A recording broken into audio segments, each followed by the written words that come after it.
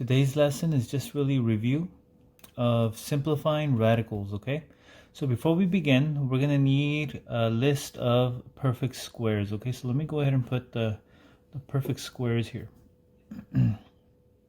Just do this, perfect squares, okay? So let's start with the 1 and go all the way to 12. So 1 squared is 1, 2 squared is 4, 3 squared is 9, 4 squared is 16, 5 squared is 25, 6 squared is 36, 7 squared is 49, then 8 squared is 64, okay? 9 squared is 81, 10 squared is 100, we're almost there. 11 squared is 121, and then finally 12 squared is 144. Actually, let's go a couple more. And then we have 13 squared is 169, and then 14 squared, I actually don't have that one memorized. 14 squared is 196. Okay, now this list of numbers is going to be very useful for simplifying radicals that are not perfect squares, right? So for example, if any of these numbers were inside a square root symbol, then we would get the base back. For example, the square root of 49, we would get 7, right? Oops, the square root of 49 is 7. So any of these numbers I can put into a square root and I'll get back the base that I used to square. So for example, 121, square root of 121 is 11, okay? So we're going to use this list then to simplify numbers that are not perfect squares. So let's begin with the first one here. Square root of 112. Now notice 112 is not on this list. It's somewhere in between 100 and 121, but it's not a perfect square. Okay? So what we're going to do here is we're going to try to see if we can divide 112 by one of these numbers on the list. And if we can, then we'll just take the square root of that number that's on this list, and then whatever's left over will just remain inside the radical. Okay? So let's find where 112 would be on the list, and it would be right after 100, right? But before 121. And so let's go ahead and see if we can divide it going downward. We'll go backwards here. So we'll try to see if we could simplify 112 into some number times a number on this list, okay? So take your calculator and just go one by one. You can try 100, but you probably already know that it's not going to work. So watch this. 112 divided by 100. And we're trying to look for a nice whole number. Notice here I got a decimal. So 100 is not going to work. Okay, let's go with 81. So 112 divided by 81. Another decimal. 112 divided by 64. And go down the list until you find a whole number. Okay, notice here we still get a decimal here. So keep going. 112 divided by 49. Nope. 112 divided by 36. Nope. 112 divided by 25. Nope. 112 divided by 16. What do you know? There it is. So we get 16 times 7. So this is what we're going to do. We're going to do square root of 16 times 7 inside the radical. Okay? So what we're going to do next is, notice here 16 is on this list. 16 is a perfect square. And if we take the square root of any of these numbers on this list, we're going to get a whole number. So the square root of 16, we should already know that one by memory, but go ahead and use the calculator if you need to. So it's 4. So we just write 4 outside the radical, and then the 7 is going to remain inside. And that's it. You're done. Okay? Notice, to get 112, we would have to square the number on the outside and then multiply by the number on inside the radical. So notice 4 times 4 is 16, and 16 times 7 will give us the 112. Okay? Now, let's look at the square root of 192. Now, 192 is right before 196. Okay? So you're probably thinking here, well, I'm not going to just go one by one by one by one, right? We kind of can figure out that these three are not going to work, okay? So we can start with not even 100, right? So we can start with 81 and just go down the list from there. So we'll do 192 divided by 81 until we get a whole number, right? So that one didn't work. So 192 divided by 64. Ah, there it is. So 192 is the same as saying 64 times 3. Now I'm going to extend the square root there because I want to make sure everything's inside the radical there, okay? And so now let's take the square root of 64. The square root of 64 is 8. So this is going to be 8 radical 3. Done. Getting the hang of this? Okay? Let's work with a smaller number here, 12. Okay? So 12, notice here, would be right after 9. Okay? And then but before 16. And so notice we have to divide by one of these three numbers here to see if we get a nice perfect square. And so notice here, I know 12 divided by 9 is not going to work. So I'm going to try 4. And by the way, we're never going to try 1 because dividing by 1 is not going to change the number inside the radical. So dividing by 4, 12 divided by 4, what is that? It's 3. So this is going to be the square root of 4 times 3. Okay? And the numbers are small here enough for us to do this mentally. So what's the square root of 4? That's right, it's 2. And so we put the 3 on the inside. Notice the 3 would be right after the 1. And so there is no number that we can divide 3 by to get a perfect square. So that's why 3 remains inside. Same thing with 7. Notice 7 would be after the 4. And notice we can't divide 7 by 4. And if we divide by 1, we still end up with 7. So that's why these numbers remain inside the radical. Okay? All right. So again, today we're just simplifying. Okay? Now the list here, I'll just keep it next to me here. And I'll use it as I need it. Okay, so 45. The square root of 45, right? So notice here, 45 is not on this list. There's 49, but not 45. So let's go ahead and divide by one of these numbers here. You probably already know 45 can only be divided by this number on this list here. So by 9, okay?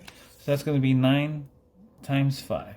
You can use a calculator and you'll see here 45 divided by 9 is 5. So 9 times 5 is going to be the two numbers that we need.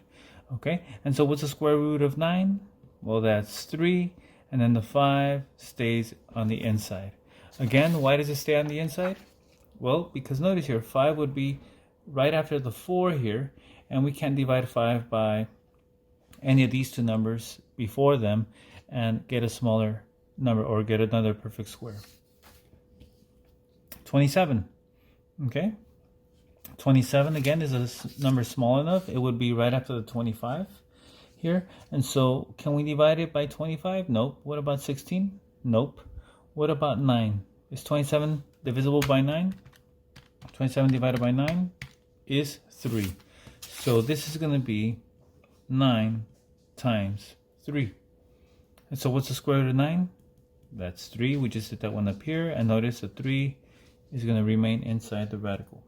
All right, now, so this next section here, we will refer to them as imaginary solutions. Even though we're not solving, we're simplifying, they would be considered imaginary answers because of the negative inside the radical, okay? So whenever you have a negative inside the radical, we're just going to take it out as an I for imaginary. And so we have imaginary square root of 54. Okay, and now you just do this like the other problems we were just doing right now. So again, just remember the I will always be there in your answer. And so let's go ahead and look at the list here. 54 would be right after the 49. And so let's go ahead and see which of these numbers we can divide 54 by and give us another number here. So notice here, 54 is divisible by, it's going to look like 9 here. 54 divided by 9, notice is 6. So we're going to go ahead and write this as I, and then we said 9 times 6. Okay? It doesn't matter if you write 6 times 9, it's the same thing, okay? And so notice here, we're going to end up with the square root of 9, which is 3. So we're going to put 3i The number goes first. Okay, think of that as a variable, but it's really just I for imaginary. And so then inside here we have 6. Now you may be thinking, can I simplify 6? Well, let's take a look here. 6 would be right after the 4, right? And so notice, can we divide 6 by 4 and get a nice whole number? Nope. And we could divide it by 1, but remember, we're not dividing by 1 because that's not going to change our 6. We still be back in the same spot, okay? So this is how we leave this answer. 3i radical 6, okay? Let's see, we have a bigger number, but here's what we're going to do. We're going to put an I there and then square root of 147, okay? So let's look at our list again here. 144 is right there, so that 147 would be right after that. And so we got to try to divide by one of these numbers and see if we end up with a nice whole number. So again, I'm pretty certain here that it's not going to be divisible by any of these numbers. So I'll just start with the 81, okay? So what was the number again? It was 147. So let's go ahead and do this. So 147 divided by 81. Nope. 147 divided by 64. Nope. 147 divided by 49. 3. There you go. 49 times 3. Okay, so we're going to go ahead and write this as 49 times 3. So equals I radical 49 times 3. And what's the square root of 49? Well, that's 7. So we're going to put 7i square root of 3. Okay, let's do 3 more here. So again, whenever there's a negative inside the square root, we're going to go ahead and put an I outside. So notice the negative goes away because we are recognizing that this will be an imaginary solution because we cannot have a negative inside the square root. Okay, and if you're curious as to why, I encourage you to Google it or to YouTube it. Why can't we have a negative inside the square root?